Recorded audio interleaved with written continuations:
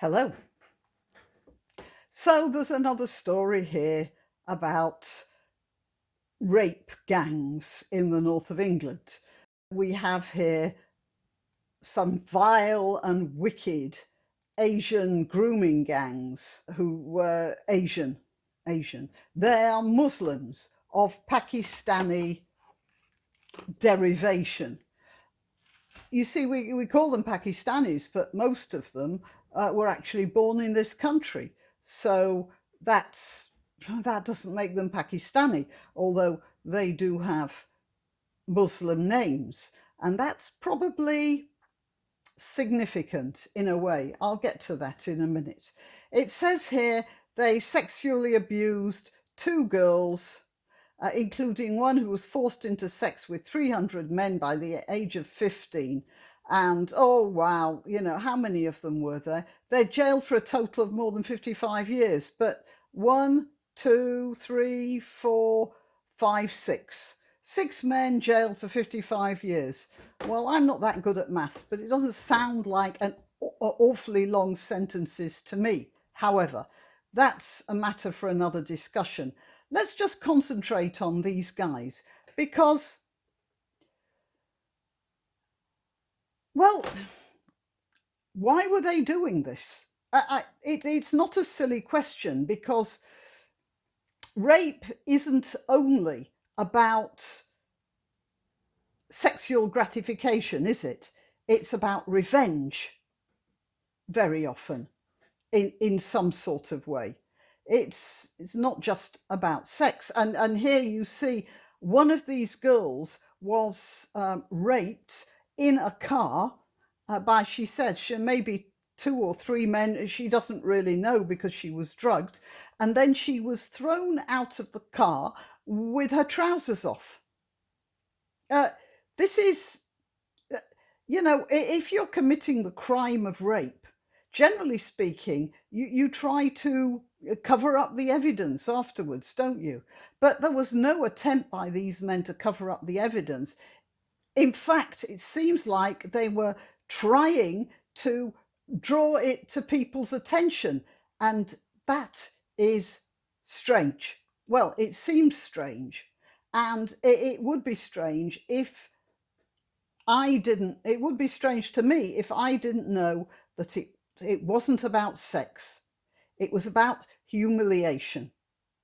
These men were trying to humiliate the West. But there's this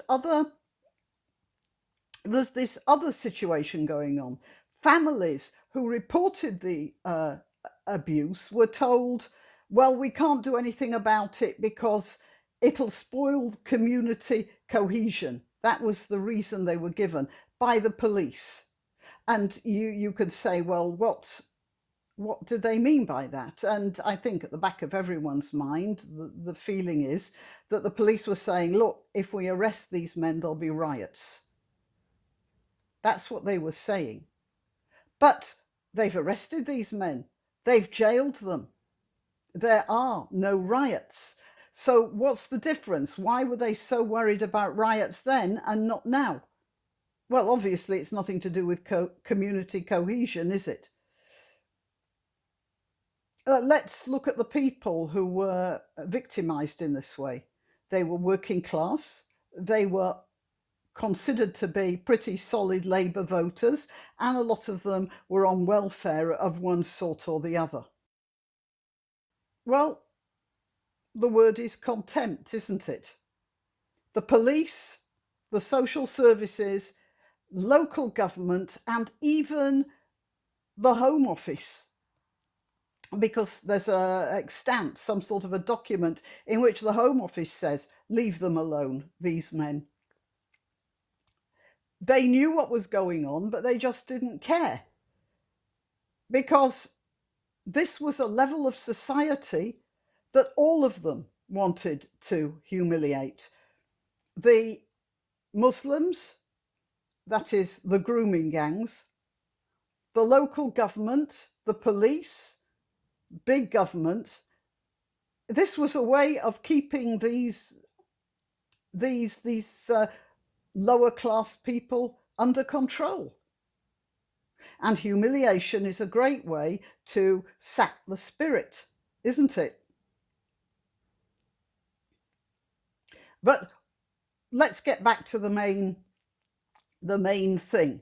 Whether local government, police, big government, social services, or whatever did collaborate, the fact is that these men took the initiative.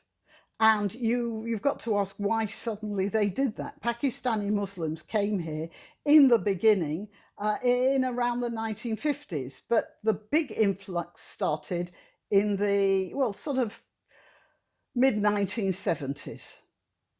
And the people who came were industrious workers and law-abiding people. They kept themselves to themselves, but that's no big deal.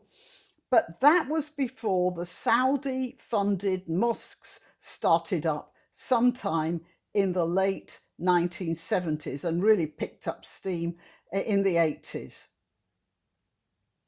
And these people of Pakistani heritage started attending these mosques and the after-school schools and facilities of further education, extra religious education, which these mosques, the programs that they ran. So they got fed the attitude that the Saudis wanted them to have. Now, what are these attitudes? Well, there's no doubt that Islam has an attitude of contempt for non-Muslims. It's right there in the Quran. But it is a matter of emphasis. In times past, it was of low priority. But now Islam is obsessed with the West. Even Iran, getting people to walk on American flags. I mean, you've got to have an obsession when you're trying to paint stairways in universities and walkways in bus stations and public buildings with American flags, just so people can walk on them. You've got to have something in your head about that. And the anti-American demonstrations in Turkey and the Islamist insurgents who publicly kill American aid workers, even when they could make money ransoming these people. That shows, a visceral hatred of America. So let's look at this little news clip here. And it's this. It says here, Hezbollah leader's son called out over wearing US-made clothing despite father's boycott. This guy is called Jawad Nasrallah, and his father, Hassan Nasrallah, called for a boycott of American stuff generally. This is the son here, and I just want to just fill in some details here. Hezbollah is an ascetic, it's supposed to be. It's run by Iran, and it's supposed to be an ascetic and dedicated group of fighters who are making it their life's work to further the Islamic cause. And I'm looking at these guys here, and well, they do look awfully well fed, don't they? And this chap, I'm not sure how he got into that sweatshirt, actually. It looks so tight on him. Too much Kuba Bamia, my friend. Anyway, we have the son of the leader of the Lebanese terrorist group arousing a storm of criticism and protest on social media after he was photographed wearing American-made clothing. Somebody pointed out that Mr. Nasrallah Jr. was wearing this Timberland t-shirt despite his father's boycott, and the rage on social media was immediate. It was pretty ironic because social media is certainly not an Arab invention, is it? Or even administered by Arabs. It's all administered from Silicon Valley, which is in America. So the rage on social media was well, somewhat hypocritical in itself, I'd say. One user expressed anger that Jawad was wearing American products instead of clothing that had been manufactured in Iran or Syria. But he didn't mention that in order to make his outrage known to the world, he had to have been using an electronic device of some sort, a computer or a mobile phone, which had been invented in the USA, probably using algorithms developed in Israel. Uh, Hang on, somewhere here it says, yeah, Jawad Nasrallah has to burn that shirt. But it didn't occur to him the person who was making the comment should burn his computer.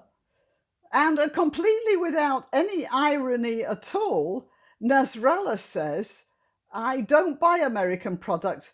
I'm even planning to sell my iPhone. There are two things here. Why did he have an iPhone in the first place? And if it was so tainted, why is he selling it? Why is he not simply destroying it?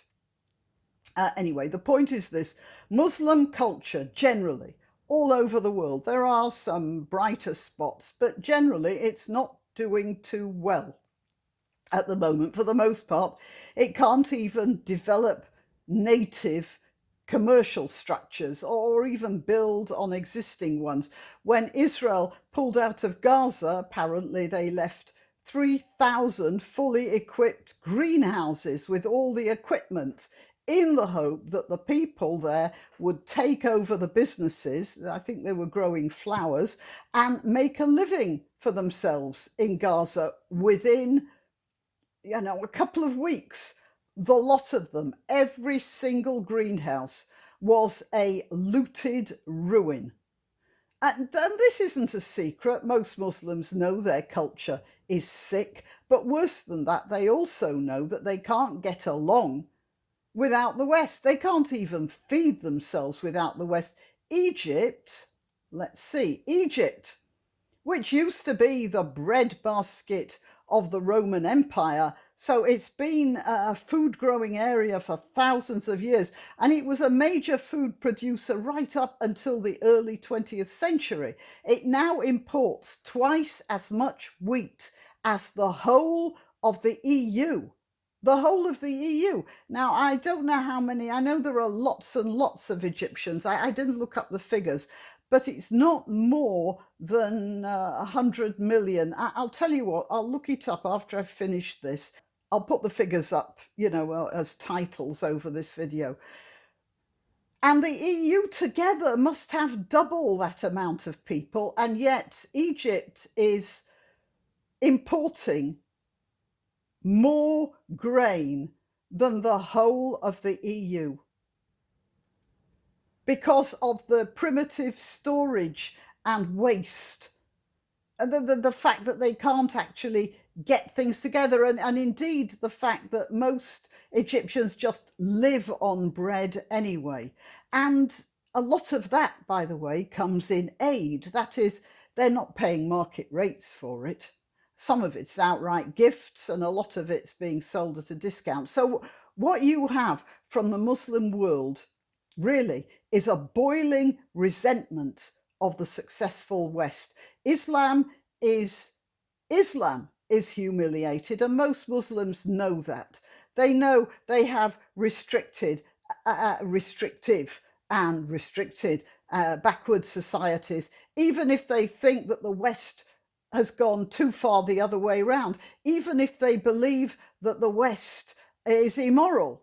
The fact is, the West is doing very well materially, commercially, and organizationally, even militarily. So how do they deal with this feeling that the religion, which is supposed to be the superior one for the whole world, is a beggar on the streets of the world? Well, the way to do that is to humiliate as many people in the West as they can. Rochdale and Oldham are the symptoms. Muslim inadequacy is the illness. And if you want my opinion, if people kept telling Muslims that this is what's going on, they might start to bethink themselves of what they're doing, just generally in the way they're conducting their business. If people say, look, you're losers, deal with it, they'll get the message. Well, that's my opinion anyway. That's it. If you want to donate or contact, the information will be rolling over the Graniopteryx as I speak. Please like, subscribe and share because it does help with the algorithm. If you visit my channel on YouTube and one day discover that I've disappeared without warning, you'll still find me on BitChute or Minds. Just go to either of those platforms and do a search for Graniopteryx. If you're already watching this on BitChute or Minds, good for you. Meanwhile, if you're watching this on YouTube, remember that you must keep checking the subscribe and bell icons because occasionally they reset. Till next time.